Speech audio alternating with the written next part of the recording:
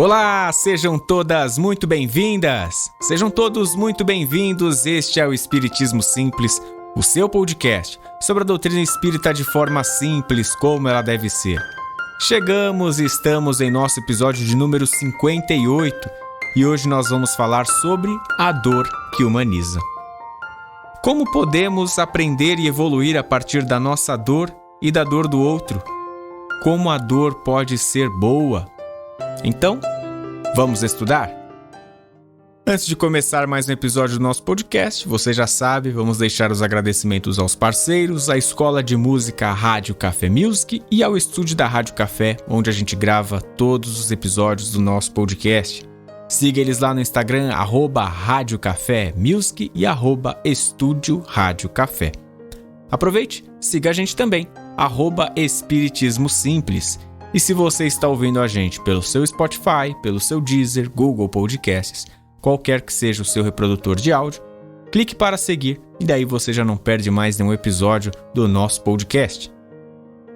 Para entrar no tema esse que a gente está trazendo hoje, a dor que humaniza, ele vem como inspiração do capítulo 12 do livro Sempre Melhor, do José Carlos de Luca. E aqui eu vou trazer ele, vou fazer a leitura para a gente compreender algumas reflexões que a gente pode fazer sobre esse tema. O capítulo 12 desse livro, esse que eu vou ler agora, ele é bem curtinho, ele tem 4 parágrafos, eu vou ler os 3 primeiros, depois, ao final do podcast, eu vou ler o último. Então ele fala assim: enfrentar desafios, perdas, obstáculos é inevitável a todos nós. Faz parte das provas que temos que enfrentar para atingir o nosso crescimento moral e intelectual. A dor nos humaniza, torna-nos mais humildes e fraternos em relação à dor do próximo e nos ensina a valorizar as coisas essenciais da vida, as quais, na maioria das vezes, só damos valor quando perdemos. Não raras vezes, é somente no leito de um hospital que aprendemos a valorizar a saúde. A miúde, somente damos valor à vida na iminência de perdê-la. Quantas vezes constatamos a importância de uma pessoa quando ela se vai de nosso convívio? O texto ele nos sugere, então, vários pontos de reflexão. Só que aqui eu queria trazer 2 principais que eu destaquei. O primeiro deles é que a dor nos humaniza. O próprio título.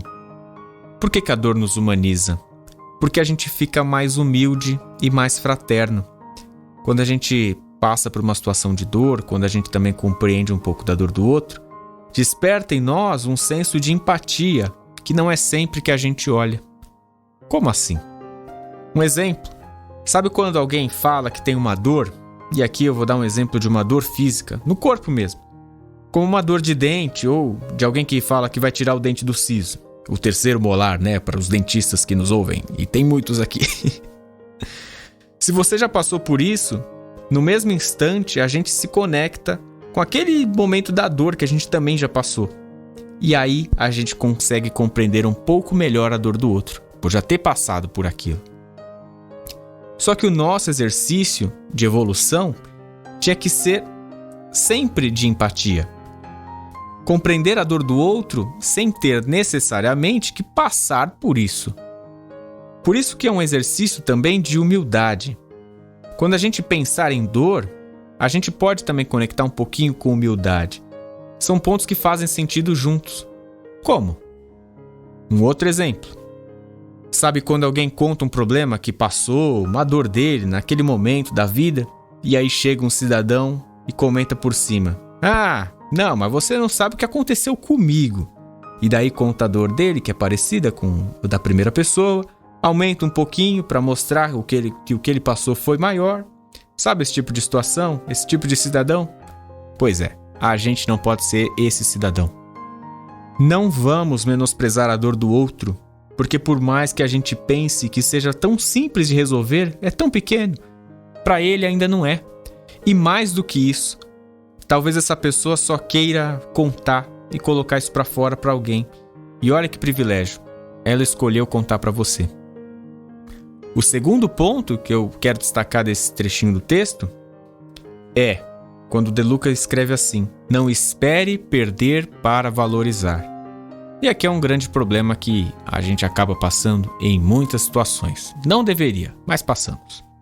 Nesse tipo de situação, é hora que a espiritualidade parece que fica brincando com a gente, né? Mas na verdade, somos nós que brincamos com a nossa vida e com a responsabilidade que temos e não assumimos de nossas vidas.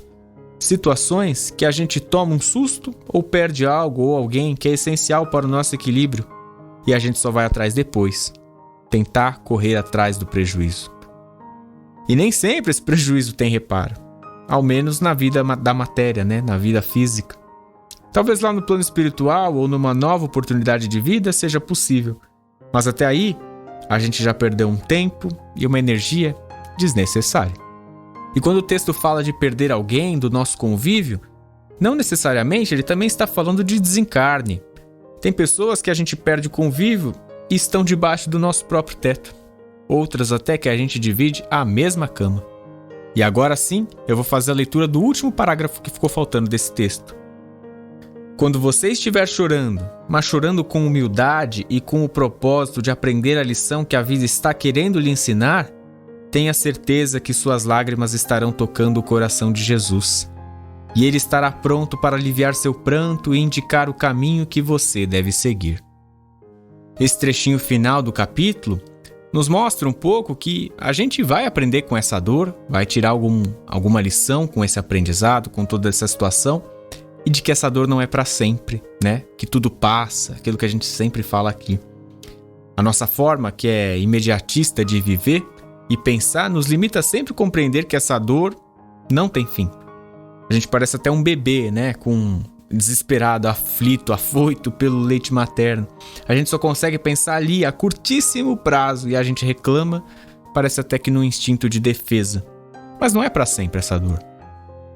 No nosso Instagram, inclusive, de forma até engraçada, curiosa, surgiu que um post que a gente fez sobre o que Monja Coen, o que Chico Xavier e Heráclito dizem em comum, né? Acabam falando, comentando em algum momento em comum.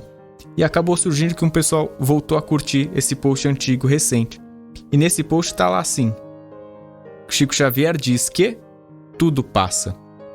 A Monja Coen diz que não há nada fixo ou permanente. E o Heráclito fala que nada é permanente, exceto a mudança. Então, essa dor que nos humaniza, ela também vai nos ensinar alguma coisa.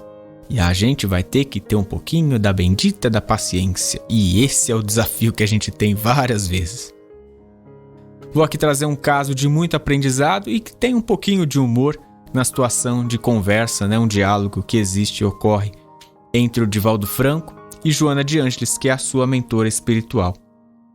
Esse diálogo completo a gente consegue encontrar lá no YouTube, num vídeo que tá... Se você procurar assim por Quais São Suas Dores, Divaldo Franco, você vai achar. Ele tá numa palestra e aí ele comenta um pouco desse caso. Então o Divaldo ele vai lembrar aí que ele passou por algumas complicações de saúde e num período, no ápice da dor, lá com 4 meses convivendo com aquilo, ele resolveu então apelar para os espíritos superiores. Começou a orar e aí Joana de Ângeles, que é a sua mentora espiritual, como a gente falou, apareceu. Ele fala então para Joana que juntos, né, Divaldo e Joana, tinham essa caminhada escrevendo livros psicografados há uns 70 anos e que ela sempre instruiu a todos sobre o que deveriam fazer. E no caso dele, ela acabou se calando. Por quê? E olha que inteligência, olha que sacada que Joana de Ângeles acaba respondendo para Divaldo. Ela responde assim: no Evangelho está escrito: pedi e obtereis. Como você não me pediu, eu achei que estava tudo bem. Divaldo então pede uma palavra consoladora e Joana de Ângeles novamente responde: o Evangelho do Cristo já tem aí 2000 anos e cumpre esse papel consolador. Ele insiste e diz então que ele gostaria, na verdade, de uma palavra amiga. E aí sim Joana responde para Divaldo. Ela pergunta: Divaldo, você ama Francisco de Assis? Divaldo responde: sim. Joana continua: você sabia que ele era cego? Você sabia que ele tinha hanseníase, que era a lepra? Você sabia que ele teve câncer, Divaldo? Você sabia que ele se benzia com ervas, com espinhos? Que Joana dizia naquele caso que era se siliciar. Divaldo responde então que sim para todas as perguntas de Joana. E aí é a hora que Joana de Ângeles dá uma lição muito bonita para Divaldo. Ela fala assim: Pois é, Divaldo, você sabe de tudo aquilo que fez bem a São Francisco. Você gosta dele. Ele, com tudo isso, cantava e foi chamado Irmão Alegria. Você está querendo me queixar de quê? Quais são as suas dores? Eu aí fiquei com vergonha e não falei nada. Eu digo, essas dorezinhas que me têm atormentado. Ela disse, você pretende o reino dos céus? Eu digo, lógico. Não se dá uma vida inteira a um ideal que não se pretenda transformar em realidade. Então, meu filho, como Francisco cantava com todas essas doenças, era alegre, carregue o seu cilício. E eu quero ouvi-lo pregar o Evangelho rindo com o seu cilício. E que Deus lhe dê muita coragem e muitos anos de vida para carregar o cilício. E eu aí disse, eu nunca mais peço nada aos espíritos. Tá aí uma lição com muito bom humor de Joana de Ângeles e Divaldo, que é pra gente pensar um pouquinho, né, antes de ficar reclamando.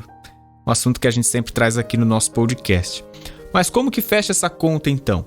Se não é bom a gente reclamar, mas é importante a gente desabafar, colocar pra fora, contar com a família, contar com os bons amigos. Justamente nesse dia que eu gravo o podcast, eu recebi uma mensagem de um amigo que já tá até famoso aqui no nosso podcast, tantas vezes que eu cito. Porque ele acabou me enviando um post no Instagram com o seguinte texto: um amigo me chamou para cuidar da dor dele. Guardei a minha no bolso e fui. Isso é para dizer que não estamos sós, né? Que a gente tem os nossos familiares, que a gente tem os nossos amigos. E se não tivermos mais ninguém, se você falar, eu não tenho mais ninguém para contar, a gente tem o nosso Mestre Jesus que nos escuta e lê pensamentos. Tá sempre atento, como o texto do De Luca nos sugere no finalzinho. Suas lágrimas estarão tocando o coração de Jesus e ele estará pronto para aliviar seu pranto e indicar o caminho a seguir. Jesus, espiritualidade, Deus, como é que você quiser imaginar, não vai tirar a nossa dor, porque a dor é aprendizado, mas vai indicar o caminho.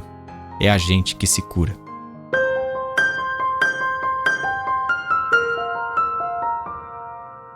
E com essa reflexão, a gente encerra mais um episódio do nosso podcast. Os trabalhos técnicos mais uma vez foram feitos por Fernando Teixeira. Eu sou o Bruno Sereno, este é o Espiritismo Simples. Um grande beijo no seu coração e fique com Jesus.